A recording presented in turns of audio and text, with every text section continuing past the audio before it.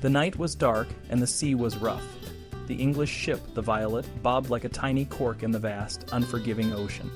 On the shore, the Spanish army with 6,000 men had surrounded the bay. They were determined to capture the Violet and its crew.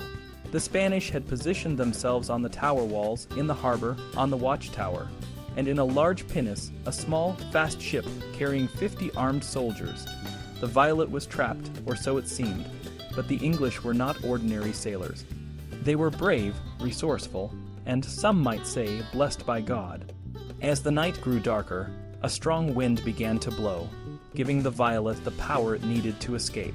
The captain, a bold and skilled navigator, ordered his crew to set sail.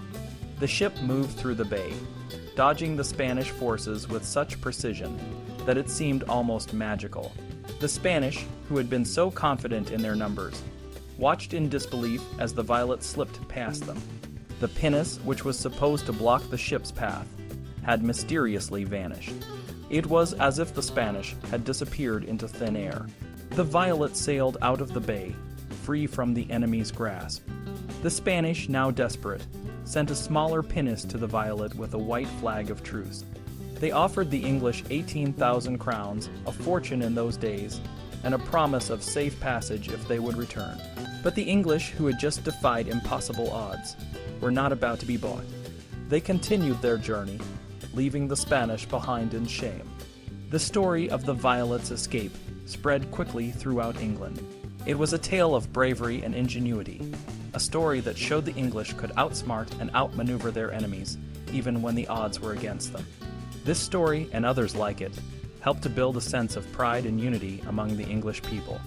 They began to see themselves as a nation capable of great things, especially when faced with the might of the Spanish Empire. The Spanish, once seen as the dominant force in the world, were now portrayed as incompetent and foolish. Their attempts to capture the Violet and their desperate offers of truce made them look weak and desperate. This image of the Spanish as the other, the enemy, helped to define what it meant to be English. It was a time when the English were forming their identity, and these stories of triumph over the Spanish played a crucial role in that process.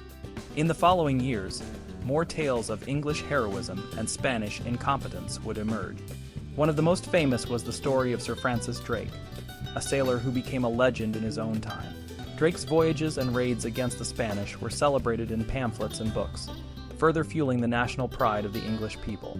Drake's exploits, especially his daring attacks on Spanish cities like Santo Domingo and Cartagena, showed that the English were not just brave, but also capable of taking on the greatest empire in the world. As the 1580s unfolded, the English began to look beyond their own shores.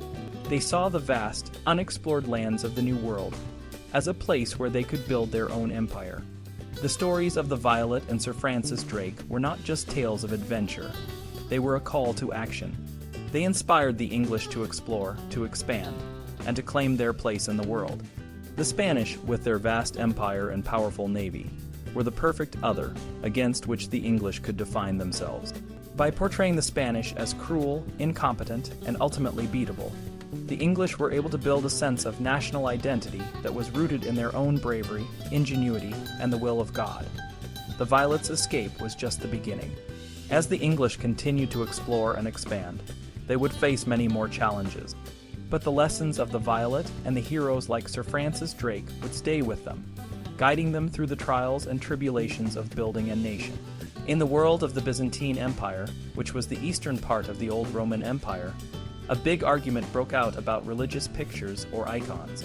This argument was called the Iconoclastic Crisis, and it lasted for over 100 years. The debate was about whether it was okay to make and worship images of holy people, and even of God. At the heart of the debate was the second commandment from the Bible, which says, "You shall not make for yourself an idol, whether in the form of anything that is in heaven above, or that is on the earth beneath, or that is in the water under the earth. You shall not bow down to them or worship them." Some people, called iconoclasts, thought this meant that making any kind of religious image was wrong and could lead to idol worship.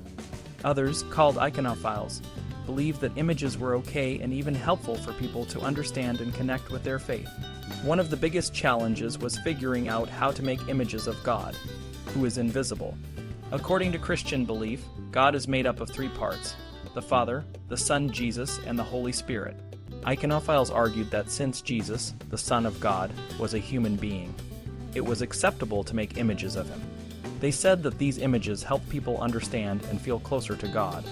The Iconoclastic Crisis had two main phases.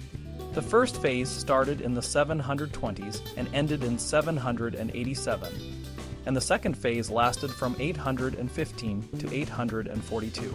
During these times, the empire was divided into two groups: those who supported icons and those who opposed them. The debates were intense and often turned violent. People on both sides wrote books, gave speeches, and even fought each other over their beliefs. The iconoclasts, or those against religious images, thought that making and worshiping icons was a form of idolatry, which is considered a serious sin in Christianity. They believed that images could mislead people and take their focus away from God. Some iconoclasts even went as far as to destroy icons and punish those who made or used them.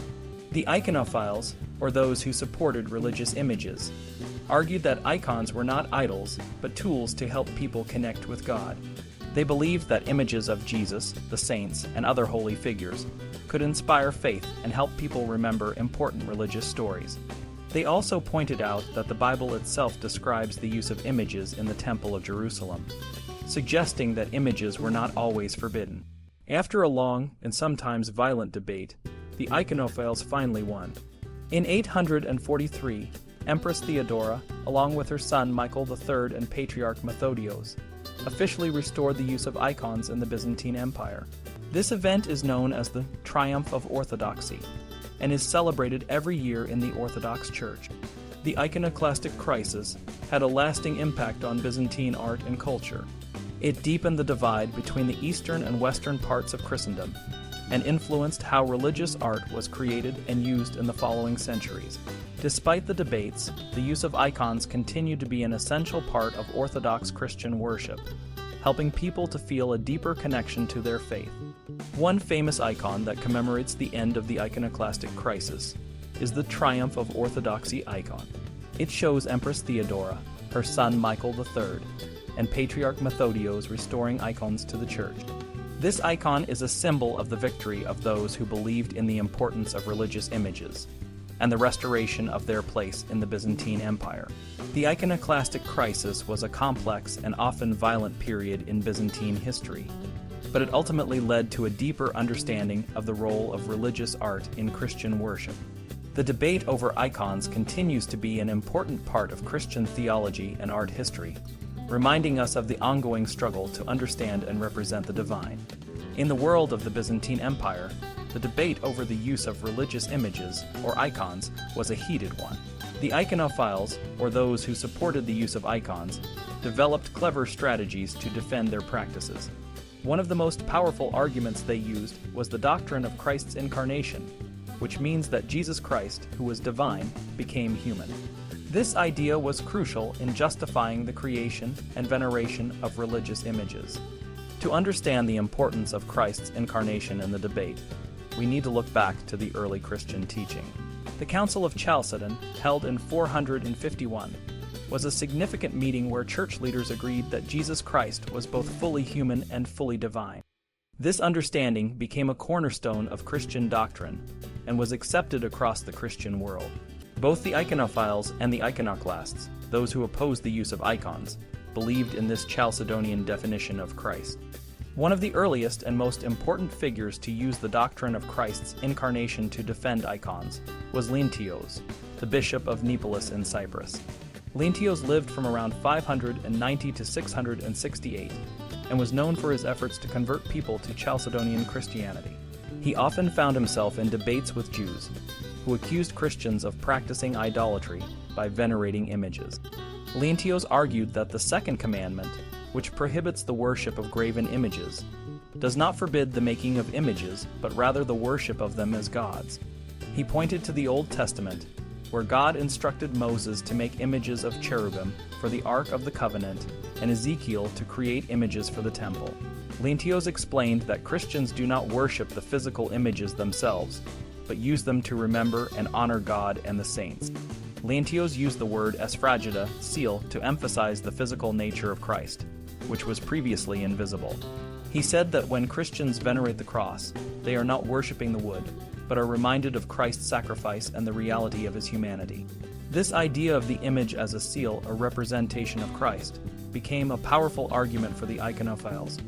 Another important figure was Anastasios, the abbot of St. Catherine's Monastery on Mount Sinai. In the 680s, Anastasios wrote a guide called the Hadigos, which was a strong defense against the Monophysites, a group that believed Christ had only one nature. Anastasios used the image of Christ's crucifixion to argue that Christ was both divine and human, and that his physical suffering and death were proof of his human nature. The crucifixion image, with Christ depicted as a real, physical human, became a powerful tool in fighting heresy. The Council of Trello, held in 692, was the first major church council to legislate on religious imagery. It emphasized the importance of the cross and prohibited the use of a lamb to represent Christ, reinforcing the idea that Christ should be depicted in his human form. This council's decisions were officially adopted in Byzantium, further solidifying the link between Christ's incarnation and the use of religious images.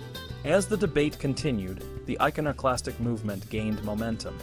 In the 720s, Emperor Leo III initiated the first wave of iconoclasm, which was later continued by his son, Constantine V. One of the leading opponents of iconoclasm was Germanos, the Patriarch of Constantinople. Germanos argued that while it is impossible to depict the invisible God, it is possible to create images of Christ because he became human. He believed that these images helped to curb heresy and reinforce the reality of Christ's incarnation. John of Damascus, a theologian living under Islamic rule, was another key figure in the defense of icons. He wrote a systematic defense of image making, arguing that the incarnation of Christ made it possible to create holy images. John pointed out that just as the Son is the image of the Father, religious images can be valid representations of holy figures. He used the example of the cross and the tools of Christ's crucifixion to argue that if these objects can be venerated as symbols of Christ's sacrifice, then images of Christ can also be venerated. Despite the strong arguments of the iconophiles, the iconoclastic movement continued. In 754, Emperor Constantine V convened the Council of Hierea, which condemned the use of icons and labeled John of Damascus as a heretic. The council argued that the true image of Christ is the Eucharist, not a painted representation. They also claimed that any attempt to depict Christ would separate his divine and human natures, making it heretical. While the written defenses of the iconophiles were crucial, the visual aspects of their argument were equally important. The iconophiles used intricate visual devices to reinforce their beliefs. For example, the image of the crucified Christ, with his closed eyes and physical suffering, became a powerful symbol of his humanity and the reality of the incarnation. The use of seals, as mentioned by Leontios, also played a role in emphasizing the idea that an image can be a tangible representation of Christ. By the time of the Council of Hierea, the debate over icons had become deeply ingrained in Byzantine society. The iconophiles had developed a sophisticated and nuanced defense of religious images, rooted in the doctrine of Christ's incarnation.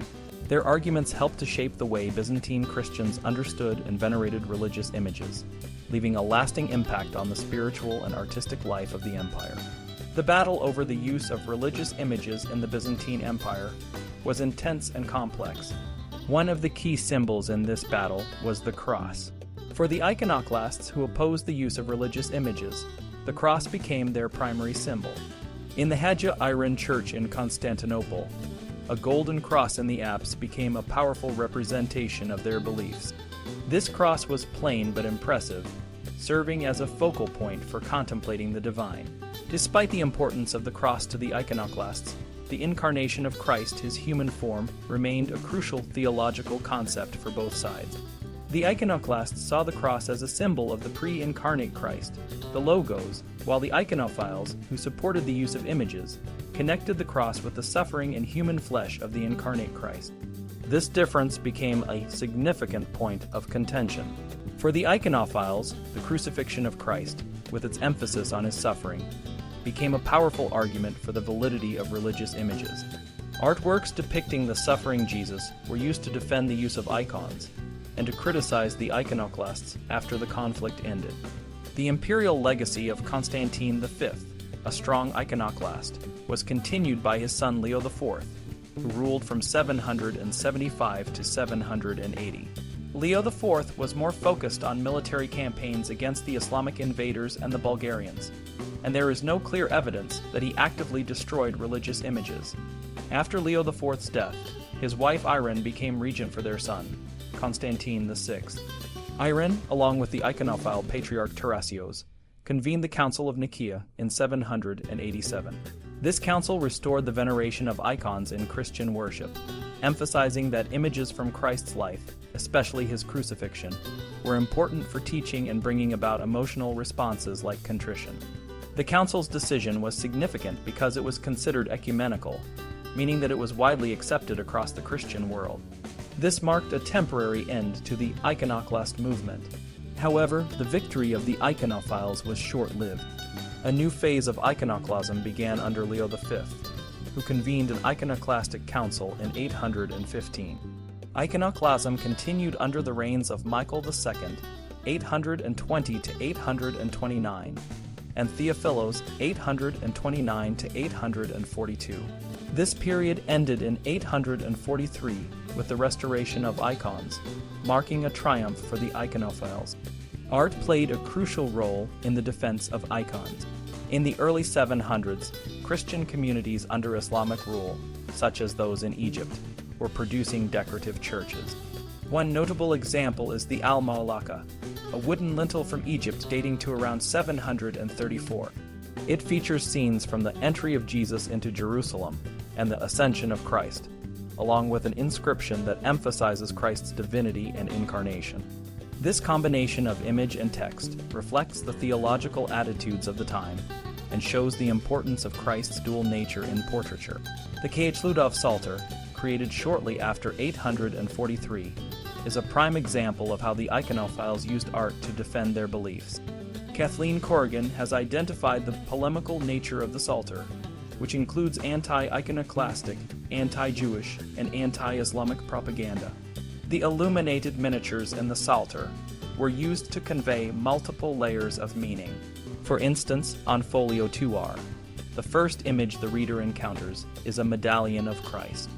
This medallion is placed above a scene where a haloed man, representing the blessed person, meditates on the scriptures, while a group of ungodly men, identified as Jews, are depicted with contorted faces, rejecting the image of Christ.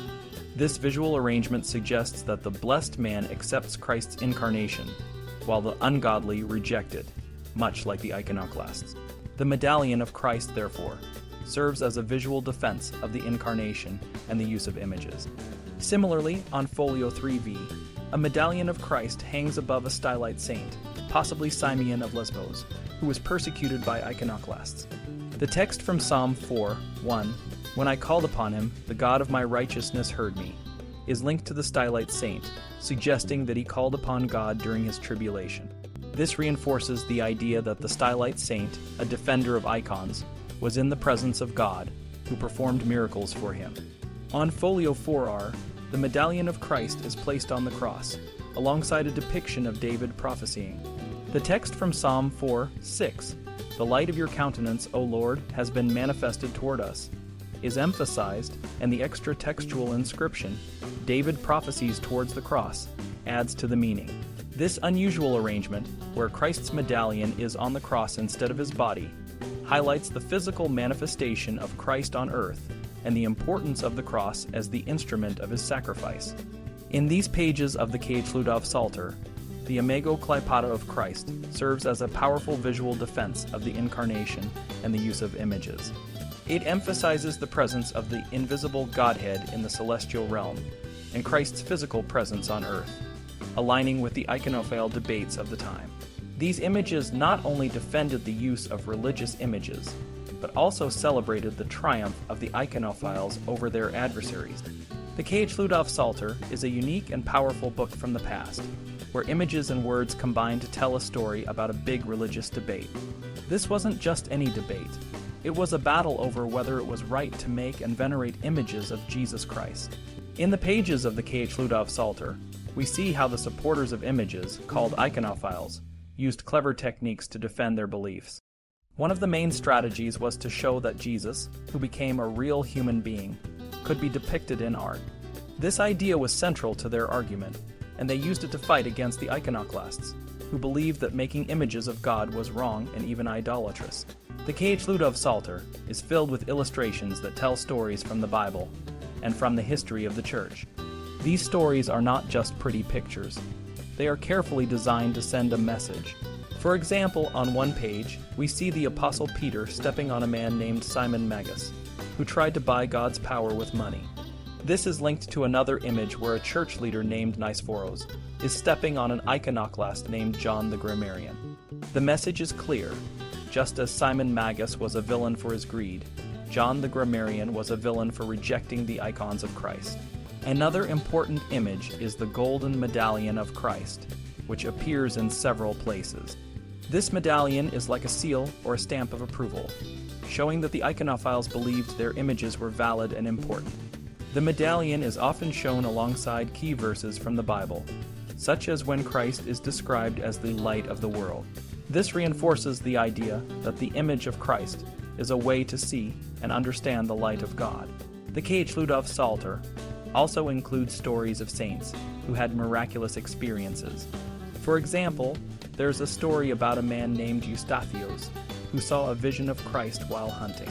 The illustrator changed the story a bit, showing Eustathios seeing the golden medallion of Christ instead of a crucifix between the antlers of a stag. This change was made to strengthen the argument that images of Christ were not only allowed, but were a way to experience the divine. The debate between iconophiles and iconoclasts was not just about art. It was about the nature of God and the meaning of Christ's incarnation. The iconophiles argued that if Christ became a human being, then it was right to make images of him. The iconoclasts, on the other hand, believed that making images of God was impossible and wrong. In the end, the iconophiles won the debate, and the use of icons became a central part of Christian worship. The K.H. Ludov Psalter is a testament to their creativity and the power of art to convey religious beliefs. It shows how words and images can work together to tell a story and defend a faith. The Psalter is more than just a book. It's a visual and textual battlefield where the iconophiles fought and won their war of ideas.